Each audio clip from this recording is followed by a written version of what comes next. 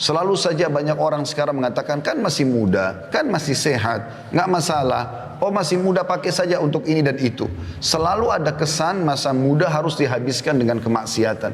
Sampai tidak dianggap atau dianggap aneh kalau ada sosok anak muda yang justru tidak mengenal rokok, minuman keras, pergaulan bebas. Atau mungkin ada orang yang tampan ataupun cantik. Aneh kalau dia berada di masjid atau dalam majlis ilmu atau menjadi orang-orang yang saleh.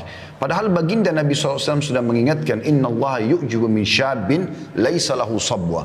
Allah sangat kagum dengan anak muda justru yang tidak mengikuti hawa nafsunya. Justru di saat-saat muda itu, di saat sehat, kita maksimalkan untuk tunduk kepada Allah Subhanahu wa taala. Itu adalah amal yang sangat luar biasa. Kita temukan para sahabat Nabi, Abdullah bin Abbas, Abdullah bin Umar, Abdullah bin Amr bin As, Abdullah bin Mas'ud. Kemudian banyak sahabat Nabi yang lain seperti Usama bin Zaid, Anas bin Malik, dan yang lainnya. Mereka justru tumbuh dalam ketaatan di masa-masa muda itu. Bagaimana pada saat Nabi SAW mengiklankan untuk perang Badar, justru mereka berada di saf-saf pertama, di umur mereka yang masih 7-8 tahun. Dan mereka sengaja berada di depan saf, ya, sebelum orang-orang tua datang agar mereka ditunjuk untuk berperang bersama Nabi SAW. Apakah di zaman sekarang kita temukan ada umat Islam yang siap menghadapi peperangan kalau dipanggil di umur, tidak usah berbicara umur 7-8 tahun, mungkin di umur 30-40 tahun pun yang sudah mendekati masa-masa dekat kematian, apalagi 50-60 tahun, mungkin mereka masih berpikir beberapa kali untuk membela agama Allah Subhanahu Wa Taala. Ini semua karena tertanamnya keimanan dalam hati mereka. Seorang salaf yang lain bernama Amir bin Abdul Qais rahimahullah berkata, berbicaralah padaku, ada seseorang berkata padanya, berbicaralah padaku supaya aku bisa ambil manfaat darimu. Maka dia ucapkan kalimat yang mungkin harus direnungi baik-baik baru bisa difahami. Dia mengatakan, tahanlah jahannya matahari. Maksudnya, kalau kau bisa menahan waktumu, memaksimalkan waktumu untuk beribadah kepada Allah, maka lakukanlah. Dia bahasakan tahanlah matahari kalau kau mampu, maksudnya matahari akan selalu terbit, akan selalu terbenam, waktumu akan berlalu. Kalau kau tidak maksimalkan maka akan hilang dari kamu. Juga Hasan Basri rahimahullah pernah mengantar jenazah, kemudian beliau sambil berzikir kepada Allah. Ditanya oleh seorang anak muda di sebelahnya, kenapa anda sedang berzikir wahai imam? Maka Hasan Basri cuma menasihati mengatakan, berzikirlah karena sungguhnya yang sedang kita antar sekarang sudah tidak bisa berzikir. Maka jangan tiba waktu teman-teman sekalian di mana kita menyesali semua itu. Abul Walid Al-Baji juga berkata rahimahullah, jika aku telah mengetahui dengan sangat yakin bahwa seluruh hidupku di dunia ini seperti 1 jam di akhirat, maka mengapa aku tidak bakhil dengan waktu untuk melakukan perkara yang sia-sia dan hanya kujadikan hidupku di dalam kebaikan dan ketaatan.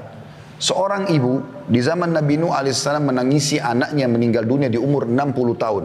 Perlu kita garis bawahi, kaum Nabi Nuh alaihissalam umurnya ratusan tahun bahkan sampai 1000 tahun. Karena beliau sendiri berdakwah di kaumnya 950 tahun. Ini satu generasi. Maka ada satu ibu, anaknya meninggal di zaman Nabi Nuh alaihissalam, umurnya 60 tahun, ibu itu menangisi anaknya. Nabi Nuh alaihissalam lewat sambil berkata, kenapa kau menangis hai ibu? Kata ibu itu, anak saya meninggal masih kecil, kasihan, belum bisa merasakan dunia. 60 tahun pada saat itu umurnya. Maka Nabi Nuh alaihissalam mengatakan, hai ibu jangan kau tangisi anakmu, karena akan ada nanti kaum manusia seperti kita di akhir zaman, umur mereka yang seperti umur anakmu ini adalah umur yang tertua. Di zaman kita sekarang, kalau sudah 60 tahun kita anggap sudah ubanan, sudah tua, sudah lemah. Di zaman Nabi Nuh alaihissalam seperti anak 6 tahun. Apa kata ibu tersebut dan ini pesannya? Kata ibu tersebut, demi Allah wahai Nabi Allah, ya, kalau seandainya saya hidup di zaman itu dan Allah cuma memberikan saya 60 tahun, maka saya akan gunakan semuanya untuk sujud kepada Allah. Saya akan sujud 60 tahun, tidak angkat-angkat kepala saya karena saya tahu umur saya cuma itu. Yang ketiga teman-teman sekalian, waktu yang berlalu tidak akan pernah kembali. Perhatikan perkataan Abu Bakar sahabat Nabi yang mulia radhiyallahu anhu, inna lillahi haqqan bin nahari la yakbaluhu bil lail wa innahu walillahi haqqun bil lail la yakbaluhu bin nahar. Ketahuilah, kata Abu Bakar, sesungguhnya Allah memiliki hak pada waktu siang hari. Seperti sholat subuh di pagi hari, sholat duhur, sholat Jumat kayak kita sekarang, zikir pagi, sholat duha. Itu tidak Allah terima di waktu malam hari. Kalau kita mau sholat duha di malam hari tidak akan diterima sama Allah.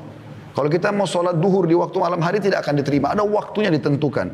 Dan Allah memiliki hak pada malam hari dan yang dia tidak akan menerimanya di siang hari. Seperti sholat tahajud, sholat maghrib, sholat isya, nggak diterima kalau kita kerjakan di waktu duhur misalnya. Maka maksud beliau adalah gunakan, maksimalkan baik-baik dalam ketaatan. Hasan Basri juga berkata dalam masalah ini, tentang beliau menggambarkan tentang para sahabat Nabi, bagaimana mereka sangat luar biasa menjaga waktu-waktu mereka. Adraktu aqwaman kana ahaduhum ashahhu ala umrihi minhu ala darahimihi wa dananirihi. Aku mendapati kaum, maksudnya para sahabat Nabi, mereka lebih pelit dengan waktu mereka daripada dirham dan dinarnya. Umar bin Khattab radhiyallahu anhu diberikan atau dicatatkan atau disenukil sebuah kisah, saking tidak maunya kehilangan waktunya, kalau beliau tidur di malam hari, maka beliau meletakkan seember air di sebelah ranjangnya dan beliau letakkan tangannya yang sebelah kanan di atas ember air itu, sehingga pada saat beliau tersentuh air tersebut, beliau bangun sholat malam, tidak tidur lagi sampai pagi. Beliau tidak memikirkan lagi berapa menit, berapa jam tidurnya, seperti sebagian orang di antara kita. Oh, saya masih baru 1 jam, oh saya masih baru 2 jam, seakan-akan dia rugi kalau dia harus mendirikan sholat malam.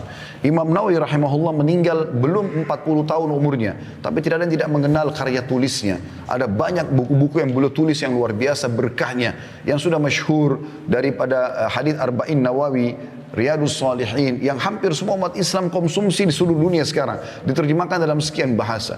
Apa yang Anda tahu apa yang dia lakukan? Dia selalu kalau mau tidur malam hari, tidurnya sambil berdiri. Beliau sambil berdiri sambil pegang buku dan menyandarkan punggungnya di dinding, dan satu kakinya disandarkan di dinding, satunya menopang tubuhnya. Kalau dia terbangun, matanya terbuka, langsung baca buku. Begitu mereka mengisi waktu-waktu mereka dengan hal-hal yang bermanfaat. Yang keempat teman-teman, manusia tidak mengetahui kapan berakhirnya waktu yang diberikan kepadanya. Kita tidak pernah teman-teman mengetahui kapan kita meninggal dunia. Keliru sekali persepsi sebagian orang menganggap dia akan meninggal kalau dia sudah masuk di ICU. Dia akan meninggal kalau sudah ubanan. Dia akan meninggal kalau sudah umur 60 tahun. Bukankah banyak fakta kita lihat di sekitar kita yang meninggal masih bayi, masih anak-anak, masih remaja, belum menikah, ataupun baru menikah, atau baru akan menikah di malam pernikahannya. Banyak sekali kasusnya. Dan Anda pun sama saya seperti itu. Kita ini teman-teman, kata para ulama, sedang berjalan ke liang lahat masing-masing. Tinggal menunggu siapa yang masuk duluan ke liang lahat tersebut. Sangat konyol kalau selalu orang berkata, oh saya masih muda. Ini keliru. Seakan-akan mati tidak akan menjemputnya. Dan kalau ajal datang, tidak akan lagi ada cara untuk bisa menahannya. Apa yang terjadi di kalangan manusia, tabrakan, penyakit kronis, pesawatnya jatuh, misal apa saja kejadian, tenggelamnya kapal yang dia naik kapal laut misalnya, ini hanya bahan cerita manusia. Oh dia meninggal karena sakit, oh dia meninggal karena tabrakan. Intinya ajalnya telah datang. Seorang salafus saleh bernama Abdullah, dia lagi ada di kemahnya di masa klasik dulu. Kemudian lagi makan siang, datang seseorang dengan kecepatan tinggi menunggangi kudanya sampai debu berterbangan. Kemudian turun dari kudanya lalu membuka pintu kemah, ya. Si Abdullah lalu berkata, wahai Abdullah, ada informasi penting. Lalu Abdullah sambil makan dengan tenang, beliau kemudian mengangkat kepalanya sambil mengatakan, bicaralah. Dia mengatakan, anakmu baru saja dibunuh orang. Yang unik di sini, Abdullah tidak terlihat panik sedikit pun. Beliau dengan sangat tenang memberhentikan kunyahan mulutnya sambil mengatakan, inna lillahi wa inna ilaihi raji'un.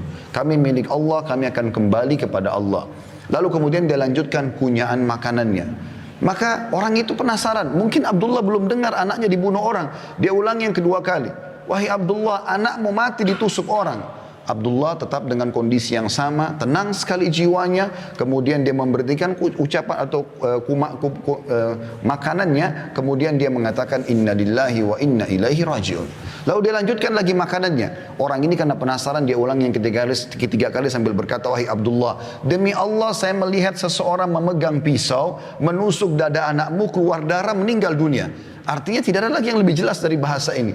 Maka Abdullah tetap sama kondisinya, memberhentikan kunyahan mulutnya, kemudian dia mengatakan inna lillahi wa inna ilaihi raji'un, lalu dia kembali makan lagi. Maka orang ini karena penasaran lalu dia mengatakan, wahai Abdullah, jelaskan kepada saya, apa sebenarnya yang sedang ada di benak anda? Kok bisa anak anda dibunuh orang, anda tenang? Maka Abdullah dalam kondisi anak dibunuh orang masih bisa tenang, dan dia mengatakan, duduklah, saya akan jelaskan kepada kamu. Lalu dia mengatakan, ketahuilah, Sesungguhnya anakku meninggal dunia bukan karena tusukan mereka, tetapi karena ajalnya sudah datang. Kalau ajalnya belum datang, walaupun 1000 orang yang menusuknya, dia tidak akan mati. Kalau ajalnya sudah datang, walaupun tidak ditusuk oleh orang, di detik itu, di waktu itu, di tempat itu, dia akan meninggal dunia. Mati bisa datang setiap saat. Bagaimana seseorang di antara kita bisa merasa tenang dan aman, seakan-akan tidak terjadi apa-apa pada dia? Bukankah setiap saat kita bisa jatuh, keseleo? Anda boleh buka di YouTube sesekali mati yang tiba-tiba, tonton. Supaya kita sadar, tidak selamanya harus kita merasa aman. Ya, karena walaupun mati adalah sebuah kebahagiaan bagi orang beriman. Para sahabat Nabi Ridwanullahi alaihim, kalau ada seseorang di antara mereka yang mau meninggal dunia, teman-temannya pada datang mengatakan berita gembira untuk kamu. Kok bisa orang mati dikatakan berita gembira? Maka dijelaskan, karena sebentar lagi kau akan bertemu dengan Allah, sebentar lagi kau akan bertemu dengan Rasulullah SAW, sebentar lagi kau akan terima balasan amal solehmu, sebentar lagi kau akan melihat surgamu. Mereka faham itu, tapi memang semasa hidup mereka maksimalkan untuk beribadah kepada Allah SWT, sehingga kematian jadi berita gembira buat mereka. Tapi kalau kita semua masih kurang dengan amal saleh, masih belum taubat, maka ini semua bisa berbahaya bagi dia. Karena kata Nabi SAW, kalau anak Adam meninggal dunia, terputus sumber pahalanya, kecuali dari 3 yang sudah masyhur: sedekah jariah, ilmu yang bermanfaat, atau anak saleh yang mendoakan. Artinya akan ada orang-orang yang bisa bertambah amalnya, tapi itu dibantu oleh orang lain, atau dia sudah menjadikan aset selama dia hidup. Ada kisah unik di Saudi beberapa waktu yang lalu. Seorang kaya raya, luar biasa peninggalan hartanya, ya. Seingat saya bisa bernilai sampai puluhan miliar uang itu, atau ratusan miliar uang yang ditinggalkan sama dia. Tapi dia karena selalu sibuk dengan bisnis sampai tidak sempat menikah, dan dia jauh dari kerabatnya. Ya, dia selalu memblokir dirinya tidak bertemu dengan kerabatnya. Intinya pada saat dia meninggal dunia, pemerintah Saudi, tepatnya pengadilan, itu menahan hartanya semua dan mencari tahu mana ahli warisnya. Ditemukan hanya ada 3 ahli waris pada saat itu, dan ini sepupu yang jauh, karena sudah tidak ada kerabatnya. Orang tuanya sudah meninggal, pamannya sudah meninggal semua. Tinggal ada 3 orang sepupunya dipanggil, dan mereka orang-orang susah. Pada saat datang ke pengadilan, ketiganya berkata kepada hakim pada saat itu, ada apa kami diundang? Ada pelanggaran kami lakukan? Kata hakim, tidak. Apakah kalian mengenal si fulan? Keluarganya meninggal tadi yang orang kaya. Mereka bilang, iya, kami tahu dia, tapi mereka belum tahu kalau meninggal. Iya, kami tahu, cuman dia selalu menjaga jarak, tidak silaturahim dengan kami, tidak membantu kami tidak tahu beritanya. Kata hakim, dia baru saja meninggal dunia, dan dia meninggalkan harta yang sangat banyak. Saya tidak temukan, atau kami tidak temukan ahli waris kecuali kalian bertiga. Maka pada saat itu pun ditandatangani, mereka mendapatkan warisan yang tadinya miskin, langsung dapat puluhan miliar satu orang, tiba-tiba menjadi kaya raya gitu. Maka setelah itu mereka sudah mau keluar dari pengadilan, kata hakimnya, saya ingin memberikan ide sebentar. Ini pelajaran yang kita ambil. Saya ingin berikan ide kepada kalian. Kan kalian juga mendapatkan harta dari si mayit tanpa upaya apa-apa. Tiba-tiba kalian mendapatkan uang jutaan real, sekian puluh miliar, tanpa ada upaya apa-apa. Bagaimana kalau setiap orang di antara kalian mengeluarkan uang, kalau nilai rupiahnya masing-masing 1 miliar saja keluarkan. Jadi kalau dia dapat 30-40 miliar, 1 miliar tidak ada, kecil sekali. Keluarkan 1 miliar setiap orang, jadi 3 orang 3 miliar, kita bangunkan masjid buat si mayit. Supaya dia dapat amal soleh juga, sebagai balas juga kebaikan kalian kepada dia. Apa jawaban ketiga? Jadi ini kisah nyata teman-teman sekalian, ini bukan direkayasa.